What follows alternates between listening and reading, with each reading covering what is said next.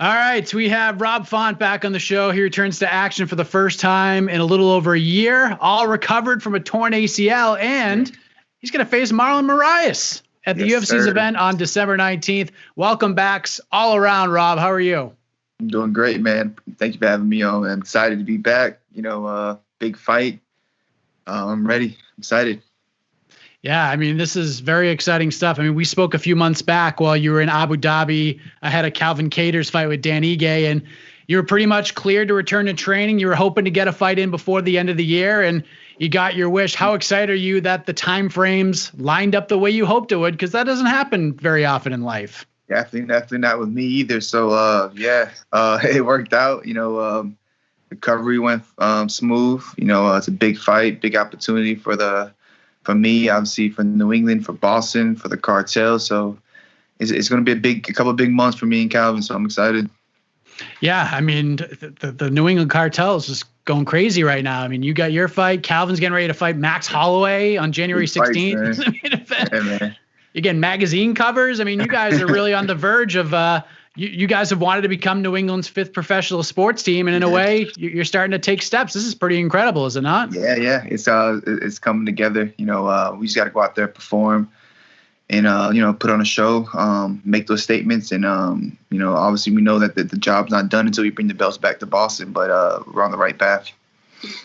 There seemed like once you were talking about getting ready to get back in there seemed to be a lot of names sort of thrown out there for you. I think most people thought maybe like a Cody Stamann was an option. Jimmy Rivera was thrown out there a couple of times. I have to say, Moraes was a bit of a pleasant surprise, especially since he had just gotten finished by Corey Sandhagen. This fight was booked like maybe a week or two after that. How did you react to finding out that Marlon Moraes was the guy?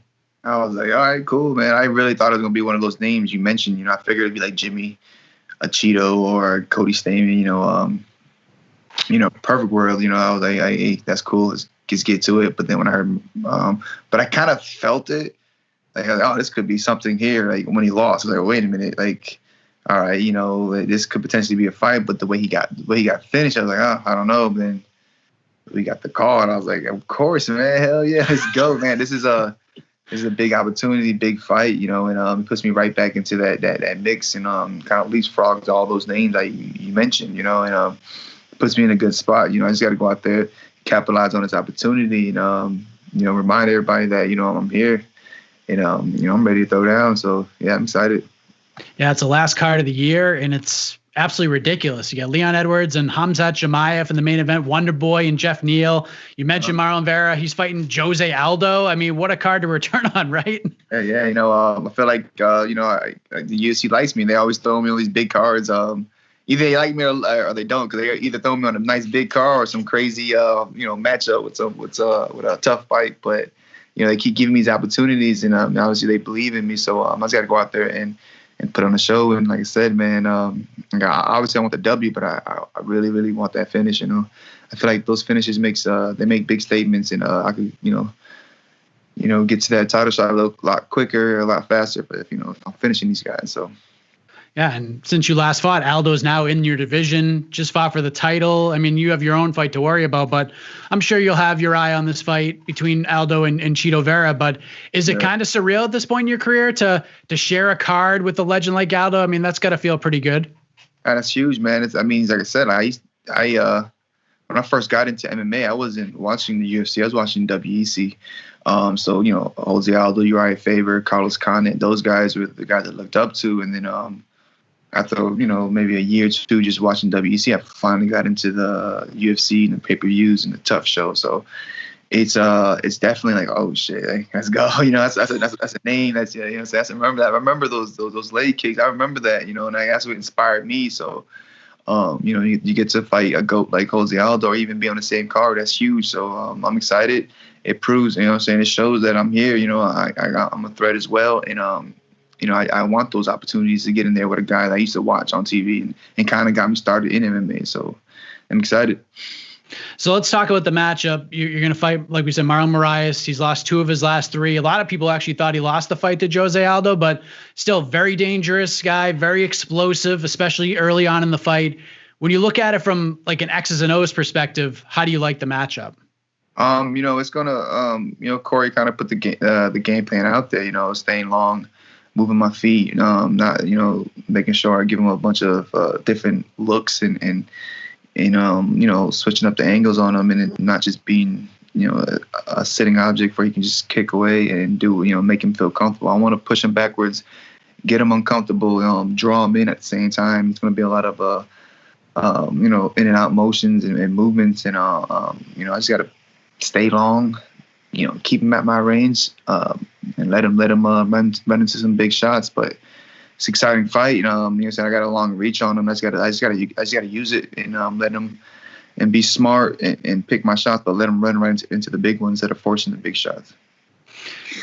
When he got into the UFC, he lost that really close fight to Rafael Assunção. Then he went on this big run before running into Henry Cejudo, fighting for the belt. And, he actually put it to Henry pretty good early on in that fight before he got finished. And Henry proved to be super durable in that fight. Do you feel, especially after getting finished in 2 of his last 3, do you feel like there's been some sort of decline with Marlon, or is it just kind of one of those things where just wasn't his night or nights, that is?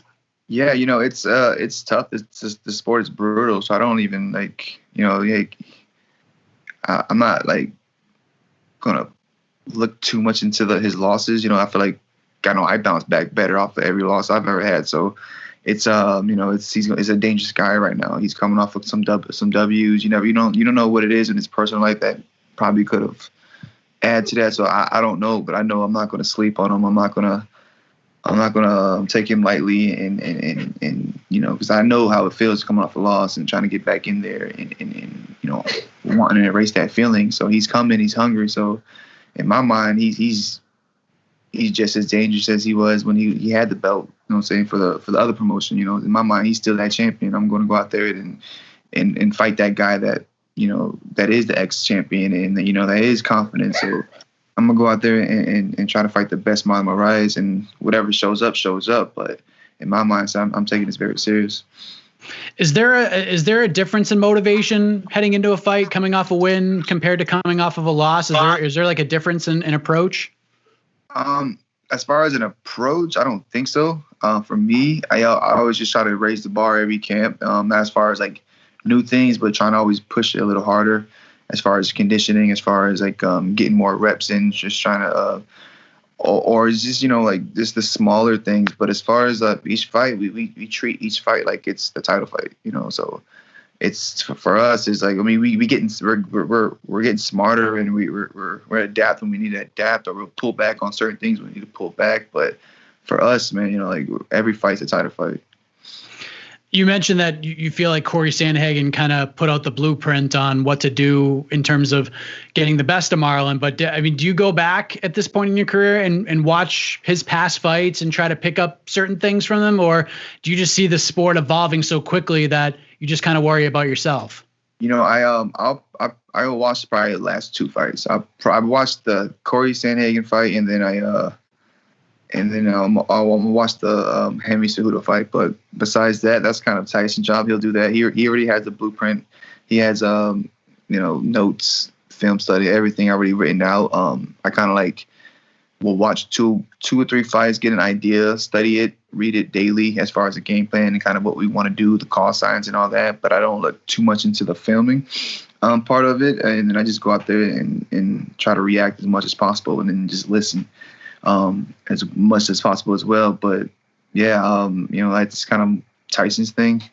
He's on point, and I know he's going to see something that I'm not seeing, or he's going to I know we're going to this fight 100% prepared. I'm not big on watching film. I'm just not big on it. I'll get bored, honestly. I'll get bored. I'll watch it as far as to see the exciting part, but to break it down like that, I don't really do too much of that. It's nice to see you and Calvin getting a push and getting a buzz and having a lot of attention. But at the same time, it's cool to see Tyson getting some shine as well, not just as a manager, but as a coach. You see him in different articles giving his takes on certain fights with, the ESPNs of the world. How cool has that been from your perspective to see Tyson start to get that shine too? That's huge. He's probably the most underrated coach out there. It's dope to see him kind of get his shine. And in the next couple of months, man, you're going to hear I'm probably not gonna be able to see my coach now. You know, it's gonna be all over. Just everybody's gonna want to work with him, and you know, everybody's gonna want to sign him. Because I'm telling you, we're about to blow this thing up. You obviously fought some very solid names in your career, but I mean, Moraes for sure is the biggest name that you've stepped into the octagon with. Have you allowed yourself to see where a win over a guy like Marlon could take you in this division? Yeah, you know, like I said, that sets up a lot of big fights. A big win and finish could potentially set up a title shot. You never know with injuries or whatnot, and then or a bigger name like a Jose Aldo. I know TJ Dillashaw's coming back soon, so like that could line up. One thing I did want to ask you about, because I mean, you mentioned Calvin and you seen the success that he's been having since you've been on the shelf, and you guys have had this goal, becoming champions at the same time, doing it for Boston, doing it for New England, and a win over Moraes will obviously get you a step closer. And I know with the relationship you guys have, his success is your success and vice versa. It's that cartel attitude you guys bring, but still, like from like a teammate, a brotherly perspective, it's pretty cool to have something to chase in your own right, have a little race to the top, so to speak. Is that kind of accurate of the way you guys are approaching it? Definitely, definitely. It's like you're getting there. Obviously we're competitive, so we want to see who can do it first, and we're right there. He had to be, but he's a little ahead of me right now, but it's just right there. So like I said, if he wins it, I feel like I won it. So it's pretty cool how we all benefit and help each other out, and again, like everybody, like he wins, we all win. So our New England wins at that. So it's pretty cool how we've got going on, and I'm just excited for the future.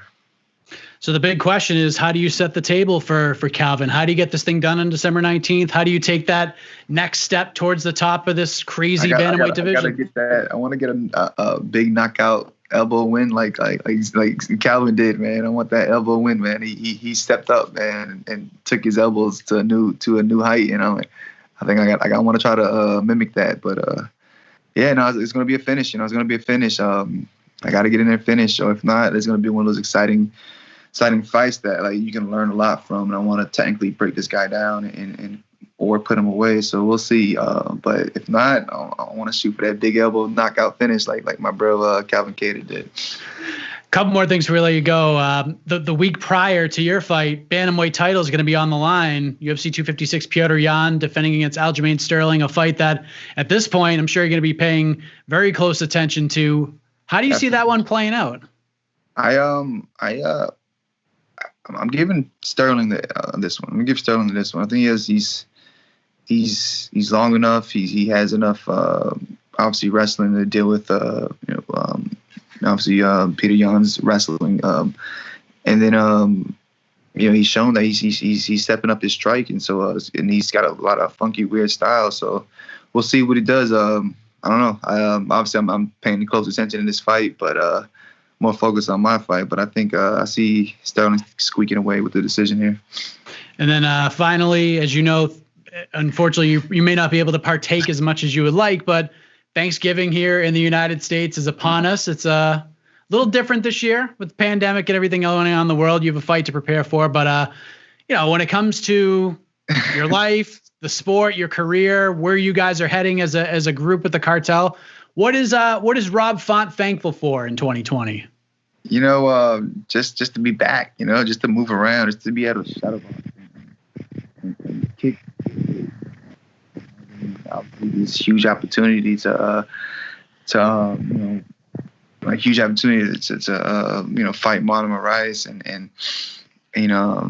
and be a part of Calvin's camp. So definitely a lot. And then also a little, whatever. I'm getting tired of things. Back to back, I've been fighting around this time, so it's kind of like Thanksgiving's not the same for me. I'm sitting there eating turkey and kale, so it is not the same for me. I will be hanging out, probably say what's up to the family. I'll be in the gym either that night or that morning for sure. There you go. Well, very excited for this fight, Rob. The cartel's making a lot of noise. Big things happening for you guys. Couldn't be happier for you all, and all the best to you for the rest of the camp and in the fight, Rob. Thank you as always, and have a happy Thanksgiving, my man. Thanks, you, man. Appreciate it. Thanks for having me on, bro.